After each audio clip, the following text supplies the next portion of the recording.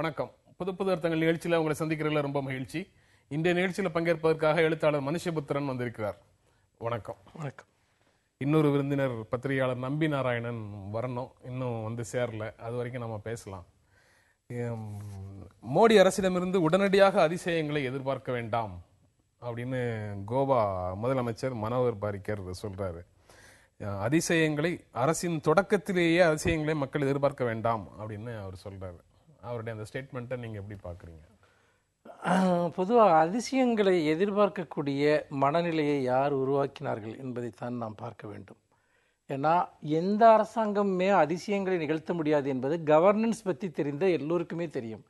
அதுவும் இந்தியா போன்ற ஒரு பெரிய நாட்டில் அது பொருளாதாரமாகட்டும் பிற துறை சீர்திருத்தங்களாகட்டும் எல்லாவற்றிற்குமே அடிப்படை பிரச்சனைகளை சரி செய்வது என்பது ஒரு பெரிய போராட்டம்.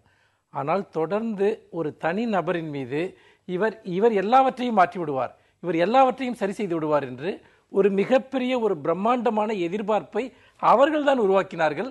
அவர்கள் சார்பான ஊடகங்கள் தான் அதை முன்னெடுத்து சென்றன.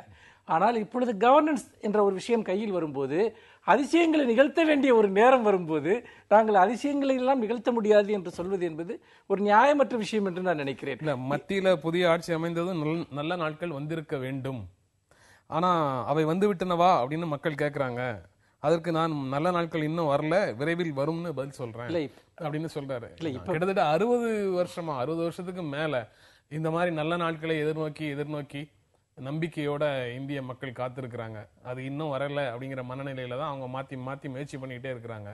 இப்போ இவர் இன்னும் வரல, விரைவில் வரும் அப்படின்னு இப்போ கோவா முதலமைச்சர் சொல்றாரு. இல்ல இப்ப என்ன பிரச்சனைனா, நல்ல நாட்கள் வராம இருக்கிறது பிரச்சனை இல்லை, தீய நாட்களாவது வராம இருக்கலாம் இல்லையா? அதுதான் மக்களோட பிரச்சனை.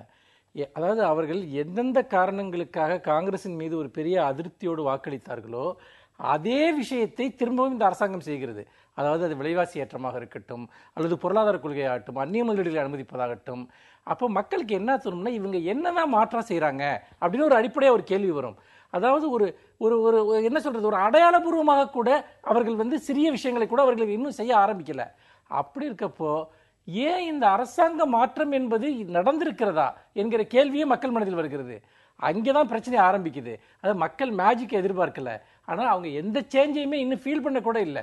கொள்கை ரீதியான ஒரு மாற்றங்களை கூட அவர்கள் பார்த்தீங்கன்னா இன்னைக்கு அவங்க எதுலையுமே அவங்க உணர ஆரம்பிக்கல. இதனால தான் அவர்கள் அவசரமாக எங்களால் மேஜிக்லாம் பண்ண முடியாதுன்னு சொல்றாங்க. நீங்க மேஜிக் பண்ண வேண்டாம், உங்களுடைய கொள்கை என்னன்னு சொல்லுங்க.